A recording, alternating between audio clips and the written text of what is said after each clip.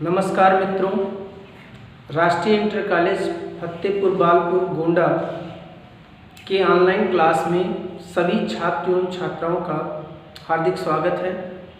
आज के वीडियो में हम लोग कक्षा 10 के छात्र एवं छात्राओं के लिए विज्ञान का पहला टॉपिक रासायनिक अपक्रियाएं एवं समीकरण, केमिकल रिएक्शन एंड इक्वेशन लेकर आए हैं।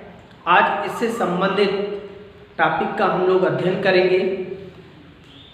देखिए बेटा, ब्रह्मांड में अनेक प्रकार की वस्तुएं पाई जाती हैं। इस यूनिवर्स में अनेक प्रकार की वस्तुएं पाई जाती हैं और ये वस्तुएं पदार्थ या द्रव्य से मिलकर बनी होती हैं। इन पदार्थों या द्रव्य में निरंतर परिवर्तन होते रहते हैं। तो पदार्थों में दो प्रकार के परिवर्तन पाए जाते हैं। एक होता है भौतिक परिवर्तन और दूसरा होता है रासायनिक परिवर्तन, फिजिकल चेंजेस और केमिकल चेंजेस।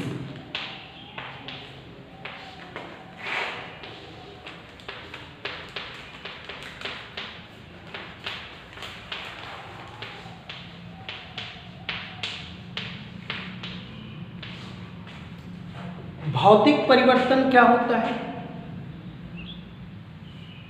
भौतिक परिवर्तन में जो पदार्थ होते हैं उन पदार्थों का आकार, उनके भौतिक गुण, उनकी अवस्था तो परिवर्तित होती है, परंतु उनका रासायनिक संगठन अर्थात केमिकल कंपोजिशन परिवर्तित नहीं होता है। तो इस प्रकार के परिवर्तन को हम भौतिक परिवर्तन कहते हैं।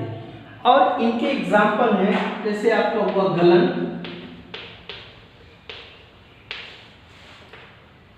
वाष्पन,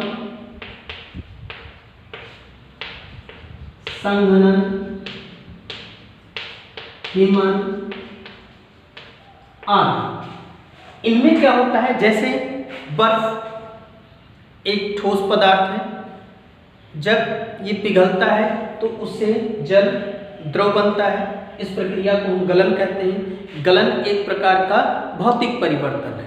तो भौतिक परिवर्तन वह परिवर्तन होते हैं जिसमें द्रव्य का आकार, भौतिक गुण, उनकी अवस्था परिवर्तित हो जाती है, परंतु उनका रासायनिक संगठन परिवर्तित नहीं होता है। तो इस प्रकार के परिवर्तन को हम भौतिक परिवर्तन कहते हैं। दूसरा परिवर्तन होता है रासायनिक परिवर्तन या केमिकल चेंज। तो वह परिवर्तन जिसमें द्रव्य का रासायनिक संगठन अर्थात केमिकल कंपोजिशन चेंज हो जाता है, परिवर्तित हो जाता है, उसे हम रासायनिक परिवर्तन या केमिकल चेंज कहते हैं। जैसे आपका हुआ दहन, लोहे पर जंग लगना, दूध से दही का बनना तो इसको हम रासायनिक परिवर्तन कहते हैं। तो भौतिक परिवर्तन और रासायनिक परिवर्तन क्या होते हैं, ये चीज आप लोगों को सही ढंग से समझ में आ गई होगी। अर्थात हम भौतिक परिवर्तन ऐसे परिवर्तन होते हैं जिसमें द्रव्य का रासायनिक संगठन परिवर्तित नहीं होता है, केवल उसका आकार, अवस्था, भौतिक गुण आदि परिवर्तित हो जाते हैं। और रासायनिक परिवर्तन में क्या होता है कि उनका रासायनिक संगठन अर्थात केमिकल कंपोजिशन चेंज हो जाता है। जो भौतिक परिवर्तन होता है वो अस्थायी होता है और इन्हें आसानी से परिवर्तित किया एक अवस्था से दूसरी अवस्था में, पुरानी अवस्था में वापस लाया जा सकता है। अब इसके बाद में हमारा टॉपिक आता है रासायनिक अभिक्रिया। तो रासायनिक अभिक्रिया समझने से पहले हमको समझना होगा कि अभिक्रिया क्या होती है। अभिक्रिया या रिएक्शन किसे कहते हैं, तो हमारा टॉपिक है अभिक्रिया। अभिक्रिया किसे कहेंगे, रिएक्शन। अभिक्रिया वह प्रक्रिया है जिसमें दो या दो से अधिक, एक या एक से अधिक पदार्थ आपस में क्रिया करके कोई नए पदार्थ, एक या एक से अधिक नए पदार्थों का निर्माण करते हैं, तो उसे हम अभिक्रिया कहते हैं। अभिक्रिया मुख्यतः दो प्रकार की होती है। वैसे हमारे कोर्स में केवल रासायनिक अपक्रिया का अध्ययन है। आगे की क्लास में हम लोग नाभिकीय अपक्रिया का भी अध्ययन करेंगे।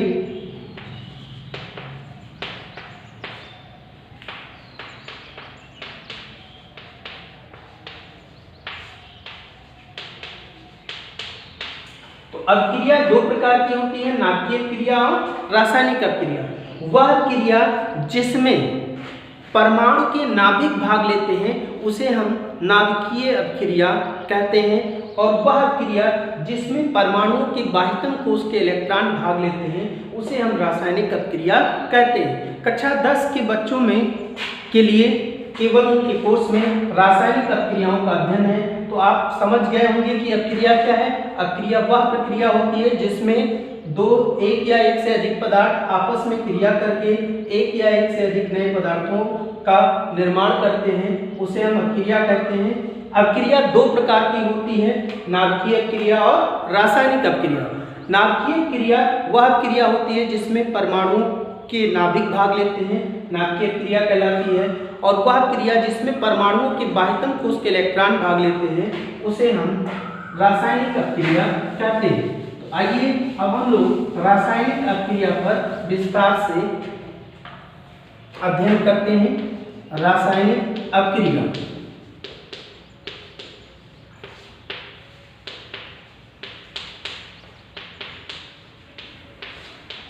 Chemical reaction. अपक्रिया रासायनिक अपक्रिया वह अपक्रिया होती है जिसमें एक या एक से अधिक पदार्थों के परमाणु पुनर्व्यवस्थित होकर एक या एक से अधिक नए पदार्थों का निर्माण करते हैं, तो उसे हम रासायनिक अपक्रिया कहते हैं। दूसरे शब्दों में हम कह सकते हैं कि रासायनिक अपक्रिया वह अपक्रिया होती है जिसमें परमाणुओं के बाह्यतम कोश के इलेक्ट्रॉन भाग लेते हैं, उसे हम रासायनिक अपक्रिया कहते हैं। जैसे आप देखते हैं कि कार्बन ऑक्सीजन के साथ क्रिया करके कार्बन डाइऑक्साइड बनाता है, तो वह प्रक्रिया जिसमें एक या एक से अधिक पदार्थों के परमाणु पुनर्व्यवस्थित होकर एक या एक से अधिक नए पदार्थों का निर्माण करते हैं, तो उसे हम क्या कहते हैं, रासायनिक अपक्रिया कहते हैं। अगला हमारा टॉपिक है रासायनिक समीकरण। रासायनिक समीकरण किसे कहते हैं? Chemical equation.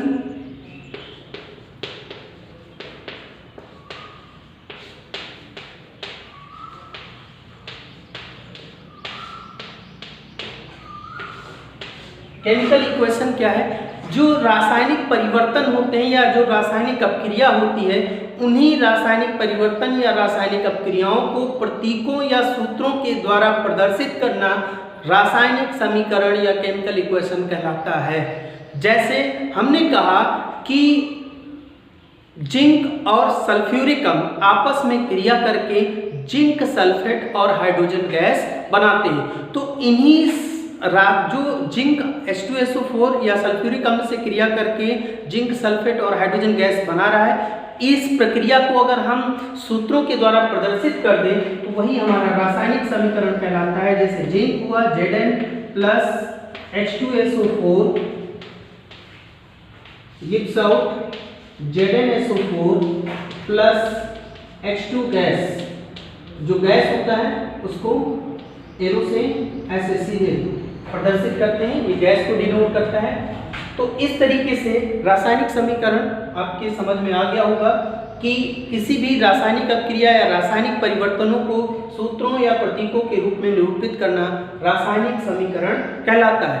अब इस रासायनिक समीकरण में क्या होता है कि अभिकारक और उत्पाद, जो पदार्थ आपस में क्रिया करते हैं उनको हम अभिकारक या रिएक्टेंट कहते हैं। तो इस रासायनिक समीकरण में अभिकारक आपका है जिंक और सल्फ्यूरिक अम्ल, और जब आपस में दो या दो से एक या एक से अधिक पदार्थ आपस में क्रिया करके कोई नया पदार्थ बनाते हैं तो उसे हम उत्पाद कहते हैं। और इस रासायनिक समीकरण में अभिकारक और उत्पादों के बीच में एक एरो तीर होती है, तीर के बाईं तरफ अभिकारक होते हैं और दाईं तरफ उत्पाद होते हैं। अब इन तीर के बाईं तरफ आपके अभिकारक अगर एक से अधिक हैं तो उनके बीच में प्लस का चिन्ह, और यदि उत्पादों की संख्या एक से अधिक है तो उनके बीच में प्लस का चिन्ह लगाते हैं, उससे प्रदर्शित करते हैं। अब बात ये आई कि जो ये रासायनिक समीकरण होते हैं, इन रासायनिक समीकरणों में ये कितने प्रकार के होते हैं। तो रासायनिक समीकरण मुख्यतः दो प्रकार के होते हैं। एक होता है कंकाली रासायनिक समीकरण और एक होता है संतुलित रासायनिक समीकरण। कंकाली रासायनिक समीकरण किसे कहते हैं? वह रासायनिक समीकरण जिसमें क्या होता है कि अभिकारक और उत्पाद के परमाणुओं की संख्या बराबर नहीं होती है। उस रासायनिक समीकरण में केवल अभिकारक से उत्पाद के बनने को दर्शाया जाता है, न कि दोनों ओर अभिकारक और उत्पाद के परमाणुओं की संख्या बराबर नहीं होती है। अर्थात असंतुलित रासायनिक समीकरण जो होता है उसी को हम कंकाली रासायनिक समीकरण कहते हैं। जैसे हाइड्रोजन और ऑक्सीजन जब आपस में क्रिया करते हैं तो उससे जल का निर्माण होता है। जैसे H2 hydrogen plus oxygen gives out H2O। तो ये रासायनिक समीकरण केवल ये दर्शा रहा है कि हाइड्रोजन और ऑक्सीजन आपस में क्रिया करके जल का एक अणु बना रहे हैं, लेकिन ये समीकरण संतुलित नहीं है, क्योंकि तीर के दोनों तरफ अर्थात अभिकारक और उत्पाद दोनों के परमाणुओं की संख्या बराबर नहीं है। आप यहाँ देख रहे हैं हाइड्रोजन के 2 परमाणु हैं, यहाँ भी 2 हैं, लेकिन यहाँ ऑक्सीजन के 2 परमाणु हैं और यहाँ केवल 1 है। तो इस प्रकार के रासायनिक समीकरण को हम कंकाली समीकरण कहते हैं। दूसरा प्रकार है हमारा संतुलित रासायनिक समीकरण। तो वह रासायनिक समीकरण जिसमें अभिकारक और उत्पाद दोनों में परमाणुओं की संख्या बराबर होती है तो उसे हम संतुलित रासायनिक समीकरण कहते हैं।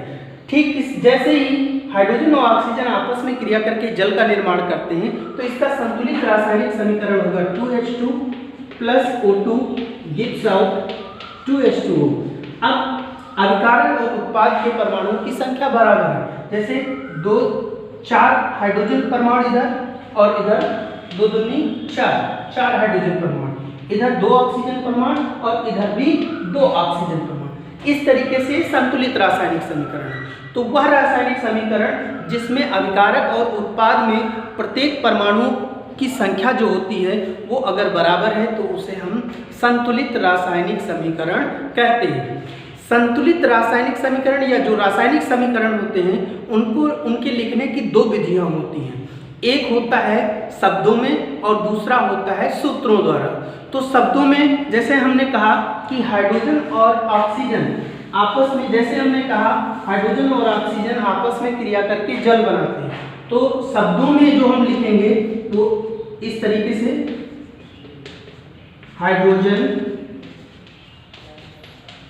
प्लस ऑक्सीजन गिव्स आउट जल। और इसी को अगर हमें सूत्रों के रूप में लिखना हो तो